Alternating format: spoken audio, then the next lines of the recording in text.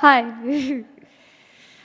How many people here read about the Popeyes chicken sandwich on Twitter? The Popeyes chicken sandwich propaganda all started with one tweet by the brand claiming that the sandwich was delicious.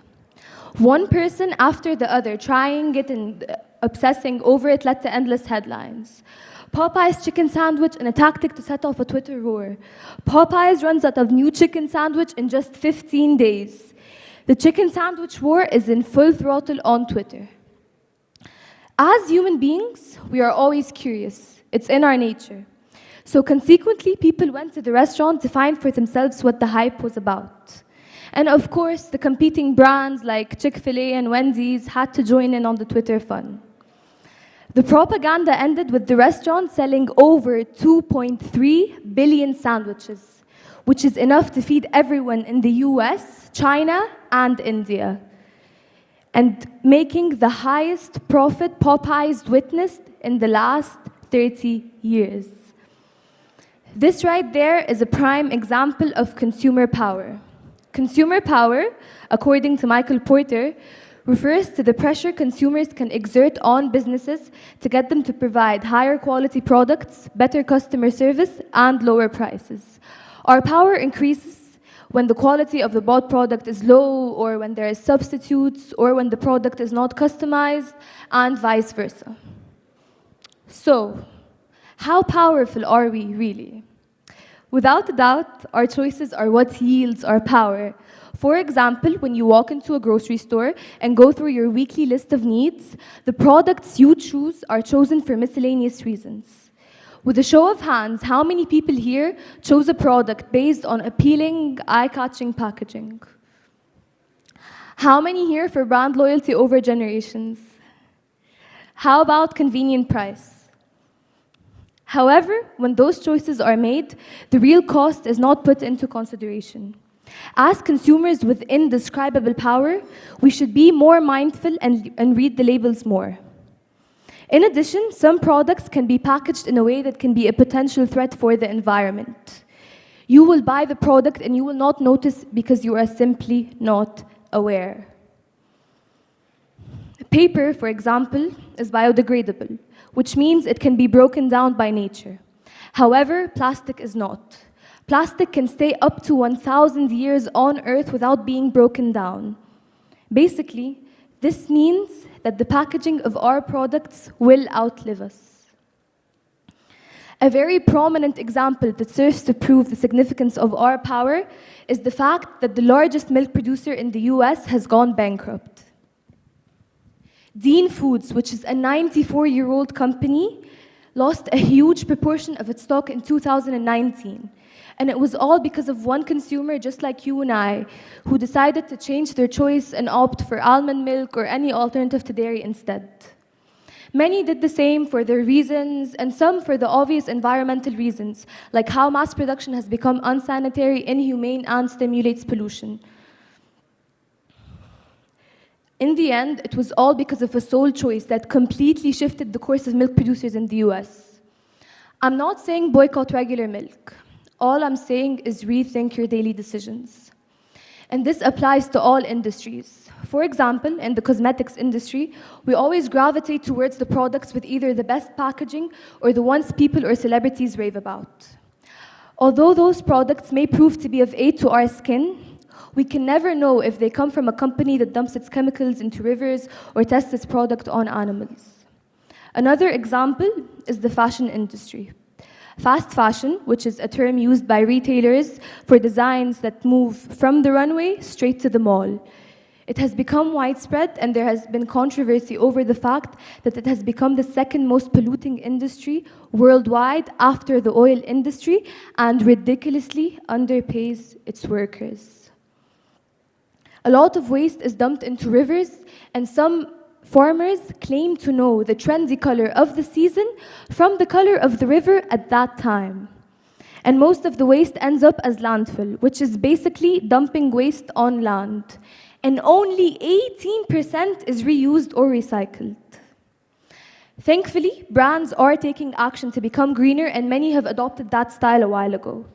Things like that are what we should divert our attention to, and they are worth praising. And I cannot stress on how much of a difference it will make if you actually look for the brands that have exerted effort into being better for both consumers and the environment. And if you check your goodie bags, you'll find that they are eco-friendly and contain a list of sustainable local brands. However, our power isn't that simple, because producers tend to have some control over it. Not only are we the ones to blame, but producers have played a role in drawing us to their products. They use simple marketing gimmicks such as paying celebrities to use and review their products, making the packaging extremely eye-catching that you completely neglect the product details.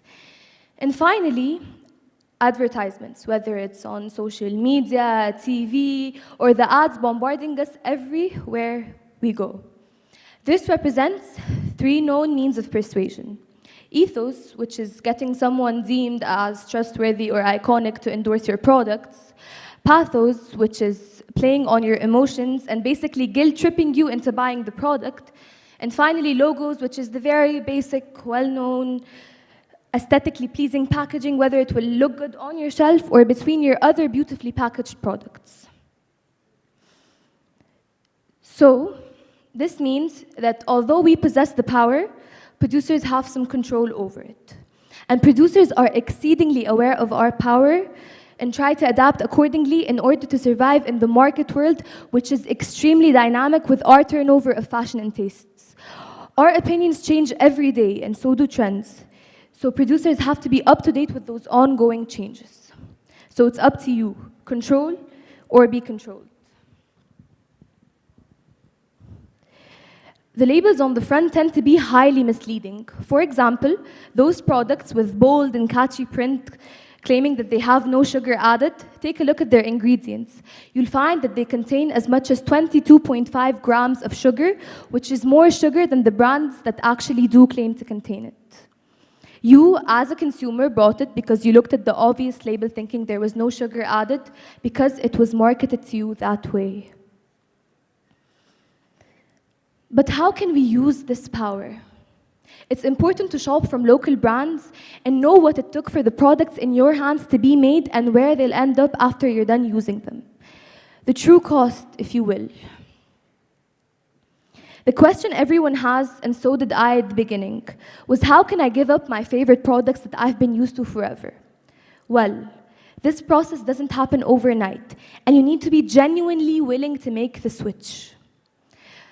Some products, such as shampoo and toothbrushes, may come off as irreplaceable items, but actually unpackaged shampoo and bamboo toothbrushes are both more effective and cheaper. I've been using them for the past year and a half, and I can vouch for that.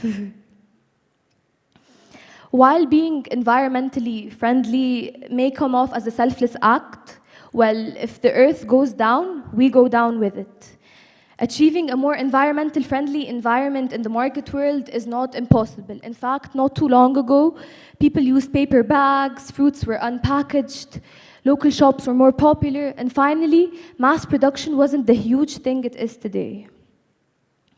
I'm sure many of you are now debating over whether it's worth it or not to change your choice and actually do better. Well, the most vital piece of information that I can give you is not to underestimate this power we have. We have the power to transform a whole industry only if we put our minds to it. While being environmentally friendly has also become a trend these days, and it has been sold to us in the manner of save the turtles, well, actually, it's save the humans. Because the problems we are constantly facing each day are not to be taken lightly at all. With global warming being a drastic issue that our generation is currently facing because of the choices of the elder generation along with our choices, it's crucial to think ahead for a better future and become more sustainable. Simply, sustainability is the act of fulfilling the needs of our generation without compromising the needs of future generations.